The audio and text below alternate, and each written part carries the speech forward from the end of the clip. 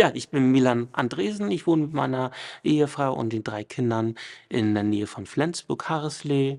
Ich bin 37 Jahre alt und arbeite an der Marineschule Mürwik im dortigen Sandbereich.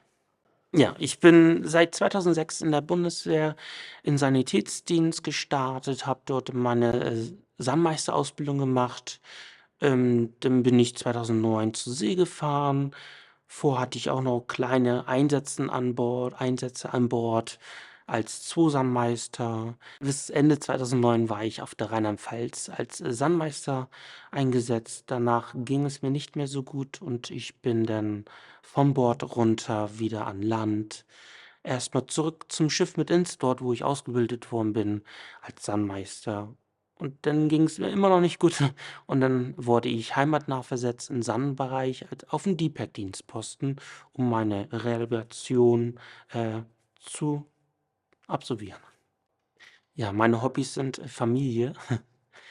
Meine Familie unterstützt mich sehr in meinem Tun und jetzt auch grade für die Invictus Games ist sie immer für mich da. Und als Hobby habe ich mittlerweile Bogenschießen entdeckt. Aufgrund, der Spiele habe ich mich dafür entschieden. Ich schwimme sehr gerne, bin auch sehr gerne viel aufm Wasser. Die Flensburger Förde ist 'n schönes Surfrevier zum Stand-up-Paddling.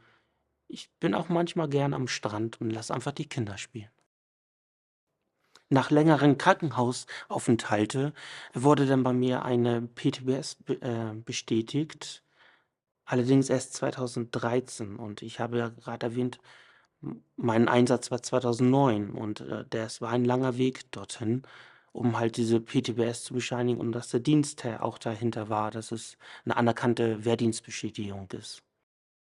Ja, ich war 2009 im Einsatz und Anfang 2010 war ich auf einen Lehrgang für die tauchermedizinische Assistentenfortbildung in Übhaltung und dort saß ich einfach im Unterricht apathisch, wie meine Kameraden mir sagten, und konnte nix aufnehmen. Ich wusste nicht, was der da vorne gesagt hat oder sprich, was er wollte von mir.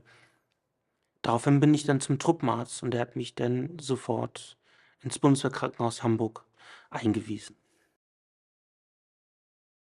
Ja, mein großer Trigger, woran ich viel arbeiten musste, ist, Stallgeruch zu ertragen und zu arbeiten damit.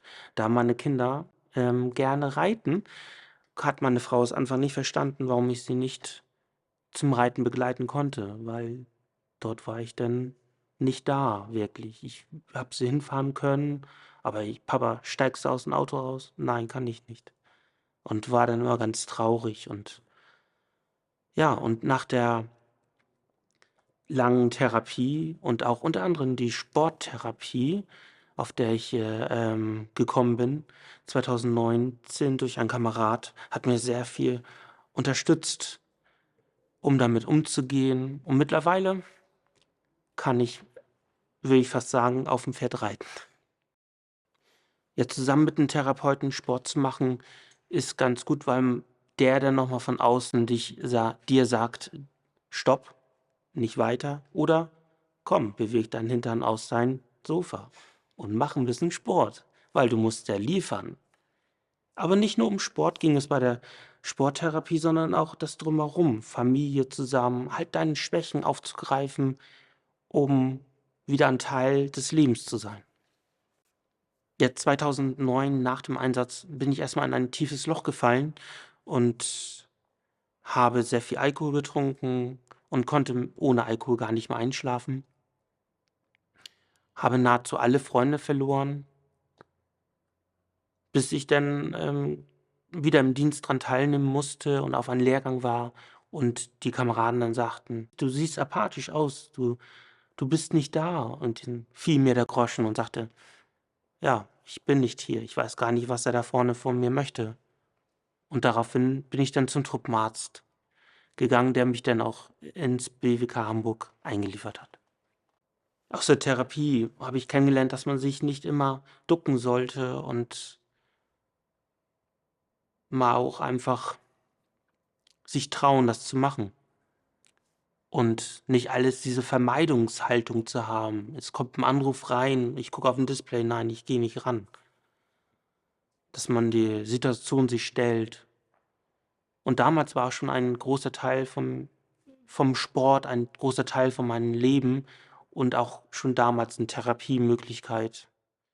Der Sport bedeutet für mich mittlerweile, Glückshormone auszu strahlt der Körper Glückshormone aus, wenn ich sehr viel Sport mache, aber dennoch in Maßen, nicht zu extrem und nicht zu doll. Also, immer in Maßen mache ich das. Bei den Invictus Games 2023 in Düsseldorf werde ich antreten als Ruderer, beide Disziplinen, einmal 1 Minute und 4 Minuten und dennoch Schwimmen. Schwimmen wollte ich am Anfang gar nicht, weil Schwimmen war ein Druck für mich, ein Leistungsdruck. Mein Körper wollte mein Körper konnte nicht so viel, wie mein Kopf wollte. Mein Kopf wollte, dass ich da drüben schon bin. Mein Körper konnte das nicht. Deshalb sagte 'n Trainer: „Du musst schwimmen, um damit umzugehen.“ Und dann habe ich noch Bogenschießen für mich entdeckt, zum Ausgleich. Für mich sind die Invictus Games nur ein Meilenziel zu erreichen im Rahmen der Sporttherapie. Weil wenn ich sage, das Ziel ist das Invictus Games, dann werde ich ja danach runter wieder fallen in 'n Keller, ins Loch. Deswegen ist es nur ein Meilenstein in der Sporttherapie. Ich war sehr überrascht, wo ich angerufen worden bin und auserwählt worden bin, dabei daran teilzunehmen an den Invictus Games. Es hat mich mit Stolz und Anerkennung überhäuft. Die PTBS werde ich nie besiegen können, die ist immer in meinem Kopf drin. Nur halt der Umgang damit. Der Umgang mit der Familie, die mich ertragen muss. Das wünsche ich mir, dass es denen gut geht.